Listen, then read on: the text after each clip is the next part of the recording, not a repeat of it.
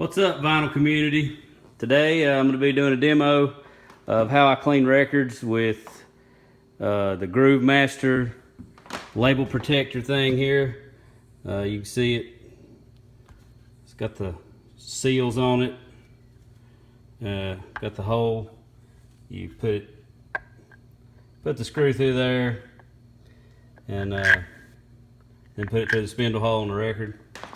And the cleaning solution I use, I just mix up a gallon jug, gallon of distilled water, pour out 16 ounces, pour 91% isopropyl alcohol back in it, 16 ounces of that, and then put 3 or 4 drops of blue Dawn dishwashing liquid. And I use one of these paint pads like you do trim work to paint with. Get them at the local hardware store. I like the kind here that's got the little swivel head. It's a little more ergonomic. Works pretty good. But what I do, I just put some of my solution in this sprayer right here. Spray it on the records. And of course clean them off with microfiber cloth. Well, dry them off, you know. And then put them in a dish drying rack. The record I'll show I'm cleaning here is Blue Cheer, the original human being. Picked this up at Dead Wax Records in Lenore, North Carolina. Probably one of the best record stores in Western North Carolina. Middle of nowhere, you wouldn't ever believe it's there, but it's there. If you're anywhere nearby, you need to stop there. You won't regret it. We'll pass the camera on. Somebody here is going to film me how clean the records.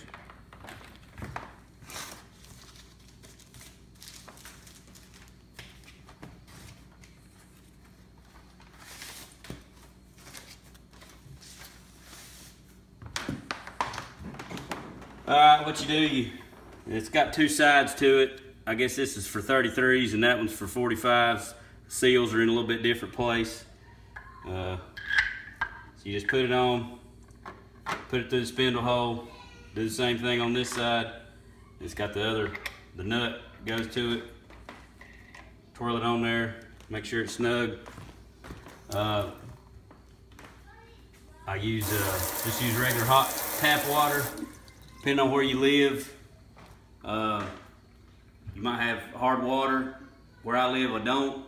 So I don't think, water calcifying on my records is going to be that big a deal. But you may want to look wherever you live and see how hard your water is, and you might just want to use distilled water to rinse everything off with too. I don't know. I don't do it, but a lot of people say you need to do that, but who knows. First, I just give it a good rinse everything off. I like holding mine kind of flat like this so nothing runs off. I just take my solution, spray it pretty liberally on here, get it a good coating, get my paint pad here, try to rinse it off good. Just go ahead and sort of spread it around good. I sort of use a back and forth scrubbing motion like this. I usually try to make about 3 revolutions clockwise. Make 3 revolutions counterclockwise.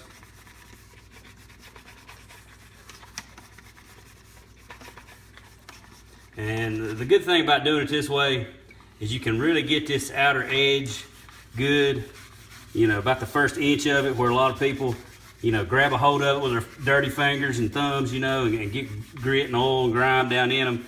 And you can really pay a lot of attention to that outer edge right there like that. Let's kind of go around it.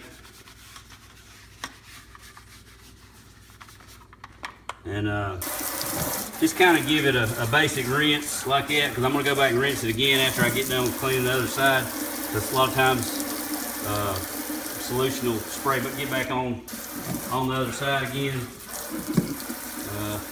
I always try to rinse my paint pad off again in between each time. I don't know if that helps anything. Maybe it does, maybe it don't, I don't know. Once again, spray it on here pretty thick. Sort of spread it around. Do that back and forth scrubbing motion. I don't know, I mean, I just 3 revolutions clockwise and counterclockwise. I don't know if there's any science behind that. It's just kind of what I do. Seems to work good. I get great results cleaning my records like this. A lot of them, I mean, unless they're just in really bad shape, I mean, they're dead quiet when you got to listen to them. I've used $500–600 record cleaning machines and stuff, and I tell you right here, this here does just as good a job, maybe even better, because you can put a little extra elbow grease by just the way you can handle this thing and really get that outer edge.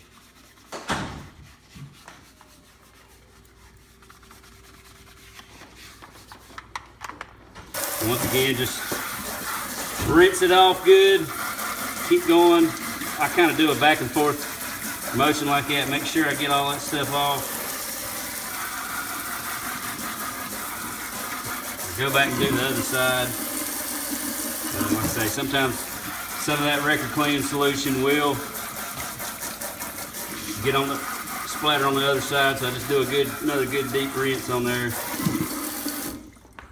Shake it off a little bit. I always keep another towel around here to kind of dry my hand off a little bit before I unscrew it that way. Just pull it back off like that. I'm gonna go over here, get my microfiber cloths, dry it off, get around in the inner part here. Same thing the other side. You know, like I say, a lot of people will tell you don't use, you know, tap water, rinse these things off with. You know, like I say, I think that depends on whether or not you got hard or soft water where you live. And plus, you got to remember too, you're drying these things off immediately after they're wet, and these things soak up a lot of the water. You don't even hardly see any moisture left on these things. I just have a hard time believing that there's much water is going to calcify on these like that. I mean, you'll see some of these people. You'll read comments or message board forums or whatever that they can tell a difference in, you know, when they use distilled water to rinse that or tap water or whatever. Man, as a lot of you may have noticed, there's a lot of people in the vinyl community, audiophiles, who are aurally hallucinating. I mean, they get something in their head, they think that's, they're hearing something they don't. I think a lot of people put too much thought in it.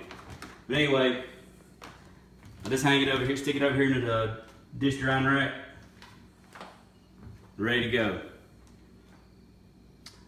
Alright, hope y'all enjoyed the video. Hope you get some use out of it. Thanks, YouTube.